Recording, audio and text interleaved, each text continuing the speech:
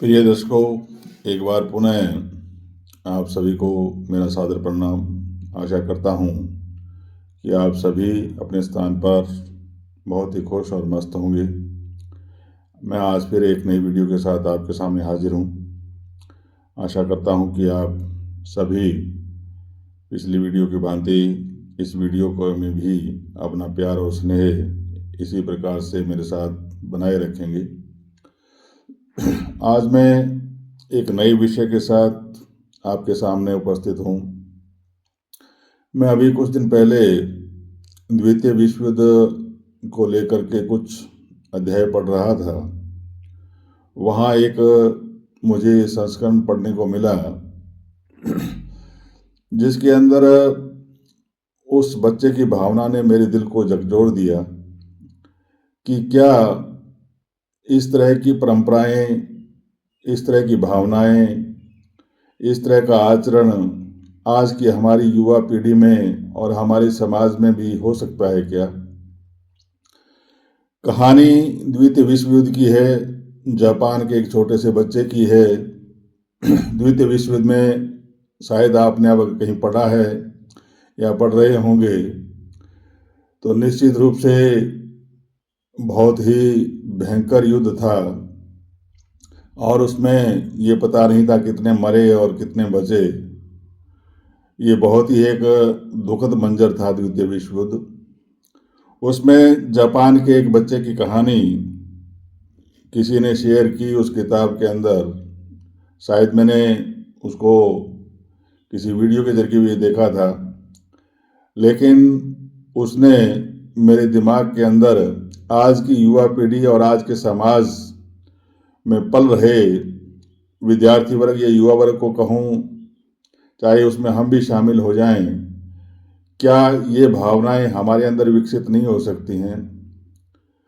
उस बच्चे की जो कहानी थी वो इस प्रकार से थी कि आपको पता है कि जब लाशों का अंबार लगे तो शमशान घाट में भी उसको दफनाने के लिए लाइन में लगना पड़ता था। और एक बच्चा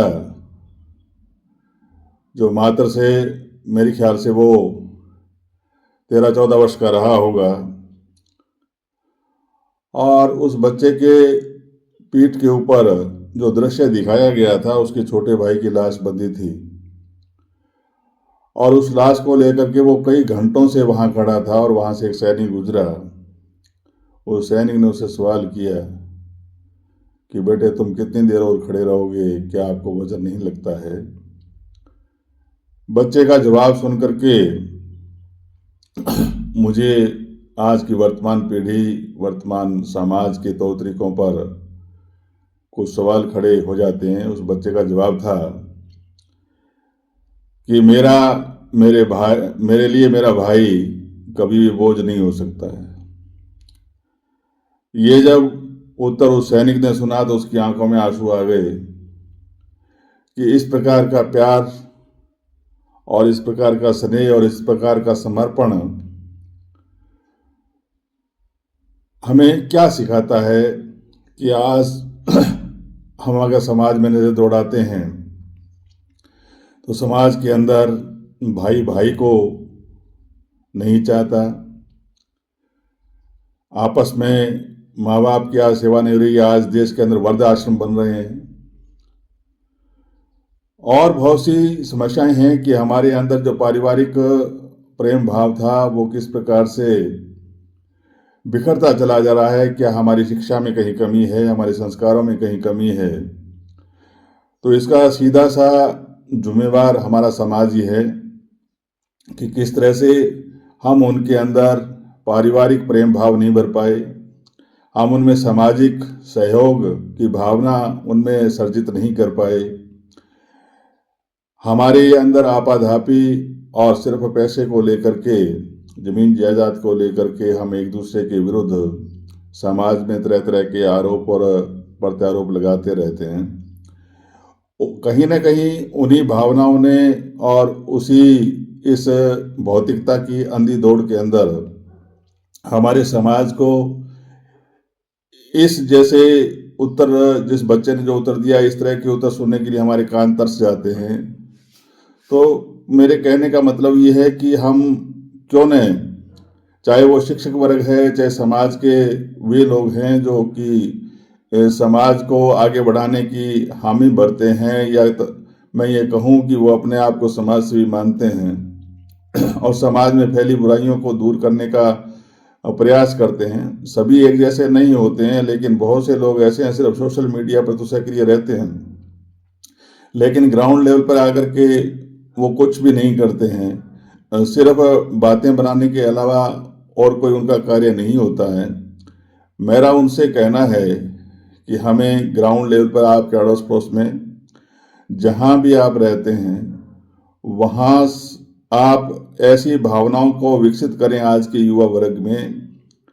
और युवा वर्ग को भी चाहिए कि वो अपने सीनियर्स के साथ, अपने शिक्षकों के साथ, अपने बुजुर्गों के साथ बैठ कर के मीटिंग करें, और उस मीटिंग के अंदर जो भी भावनाएं आपके सामने आती हैं, जो भी बातें आपके सामने आती है, क्योंकि हमारी संस्कृति अगर जिंदा नहीं रही, हमारी भावनाएं जो पीढ़ी दर पीढ़ी चली आ रही हैं वो जिंदा नहीं रही, तो हमारी ये पैसा कुछ भी काम नहीं आएगा।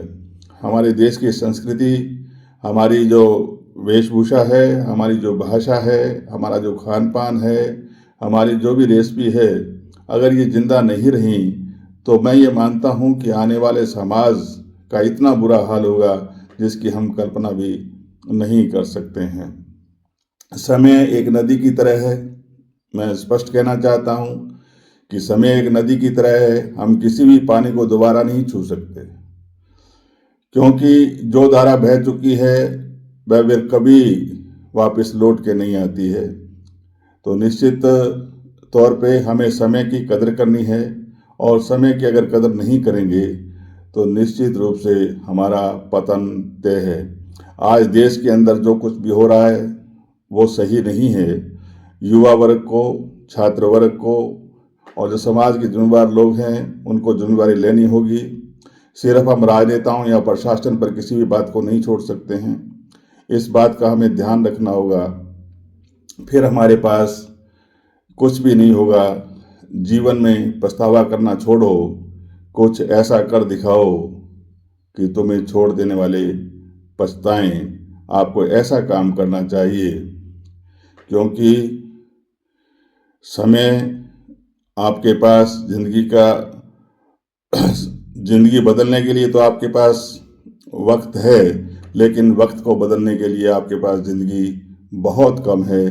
तो कहने का मतलब यही है कि आप निश्चित तौर पे छात्र वर्ग को, युवा वर्ग को, क्योंकि मैं छात्र वर्ग के साथ बहुत स्नेह रखता हूँ, मैं युवा वर्ग के साथ बहुत स्नेह रखता हूँ, और मैंने अपने जीवन में संघर्ष के अलावा कुछ सीखा भी नहीं है। मैंने हर पल, हर स्टेप पे मैंने संघर्ष किया है, और उस संघर्ष में मैंने समाज को बहुत नज़दीक से देखा है। समाज में बहुत से ऐसे लोग हैं जो सिर्फ आपका मजाक उड़ाने के अलावा और कोई काम नहीं करते हैं। बहुत कम ऐसे लोग होते हैं जो समाज को सही दिशा प्रदान करने का काम करते हैं, और ऐसे लोगों की हमें इज्जत करनी चाहिए, ऐसे लोगों का हमें सम्मान करना चाहिए। आपको अच्छा काम करते हुए रोकने वाले बहुत मिलेंगे, लेकिन एक दिन आप जरूर सफल होंगे। इसलिए मैं ये कहता हूँ कि ख्वाहिशें के जो फूल हैं वो अपने आप झोली में नहीं गिरेंगे। ख्वाहिशों के फूल कभी अपने आप झोली में नहीं गिरते हैं। कर्म की टहनी आपको हिलानी होगी।